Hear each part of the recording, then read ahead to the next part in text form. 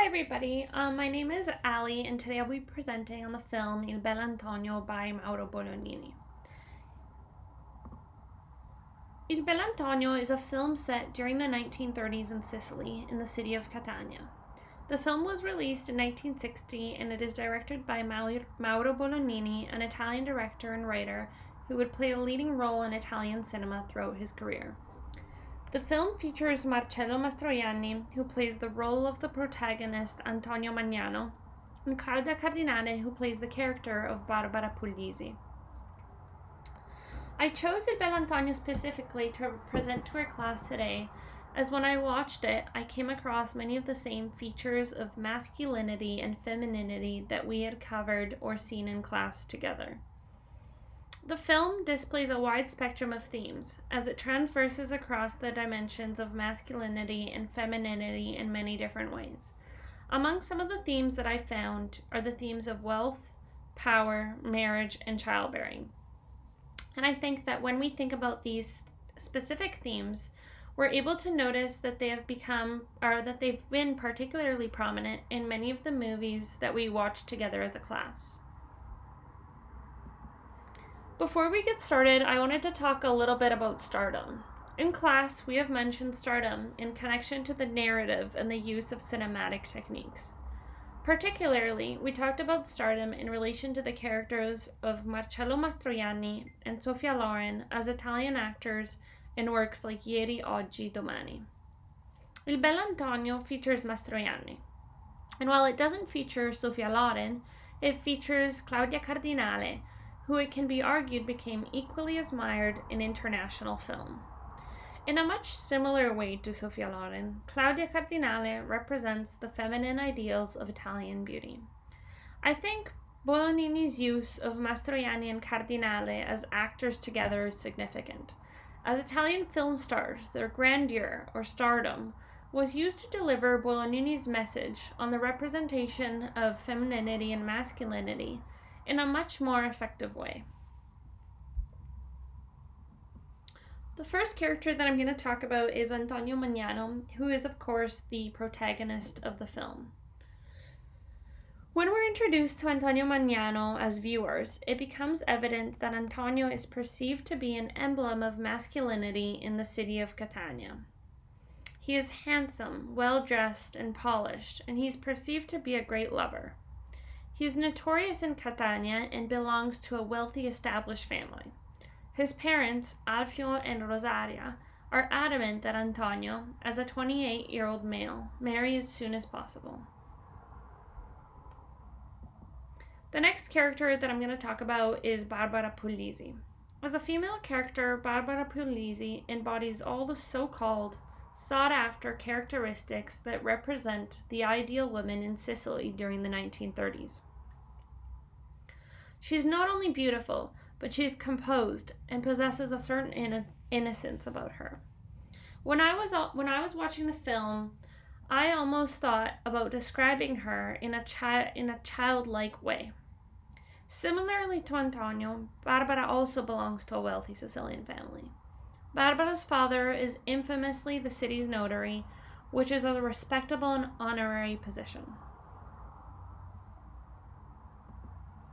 Marriage is the first theme that I'm going to be talking about that is present in the movie.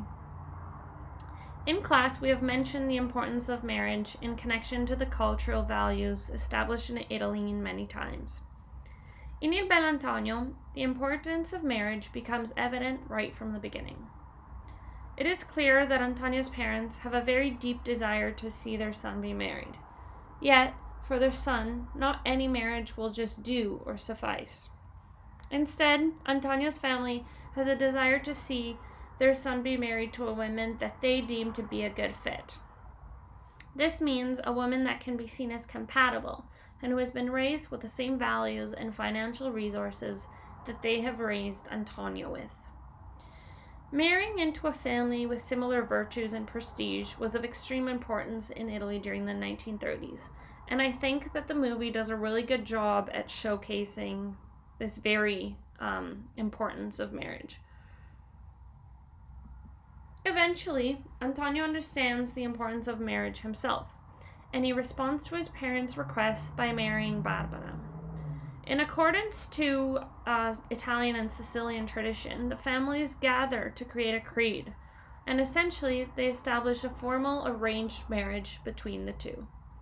And this is a photo that I found of Antonio and Barbara's wedding in Catania. The next theme I'm going to talk about is the theme of power, and I particularly saw it be associated to marriage. And this is one aspect that I thought was a bit different about In Bell'Antonio in relation to the other films we watched. In Bell'Antonio, Bolognini presents the union between the two families of Antonio and Barbara as a union that represents power.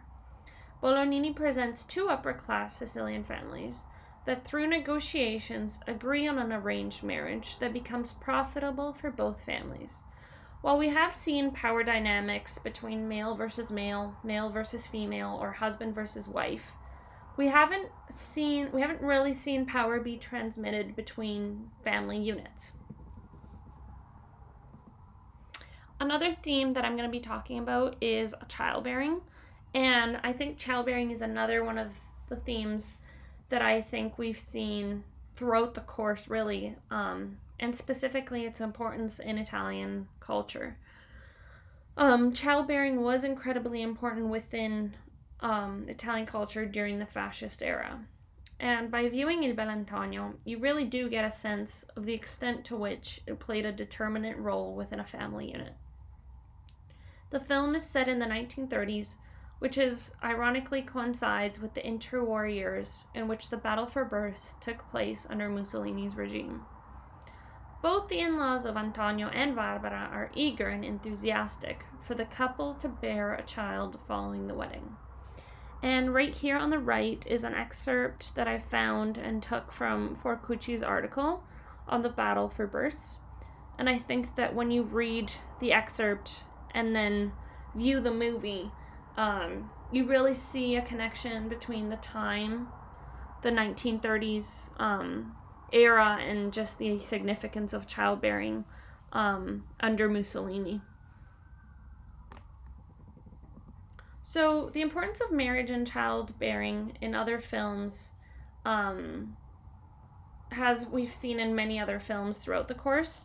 One of the first ones in which it was evident was Pasqualino's Sette Bellezze, when Pasqualino finds his sister Concettina dancing in front of a male audience. He demands that Totonno marry Concettina in order to save the family honor.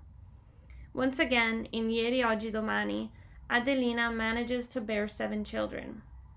In many scenes, we see Adelina cook and take care of her family at home.